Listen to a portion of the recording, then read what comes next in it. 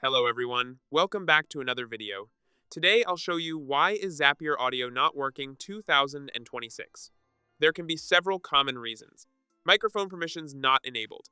The browser or connected app may not have access to your microphone. Incorrect audio settings.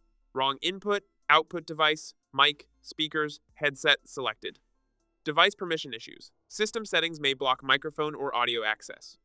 Browser or app issues. Outdated browser, app, bugs, or corrupted cache can affect audio features. Internet connection problems. Slow or unstable connection can disrupt audio-related actions or calls. Integration or app limitations.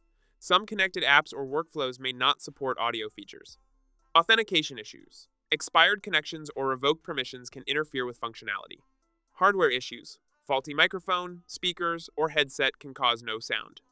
If the issue continues, check permissions, test your microphone, update your browser, app, reconnect integrations, clear cache, or contact Zapier support. If you found this video helpful, don't forget to like and subscribe. Thanks for watching.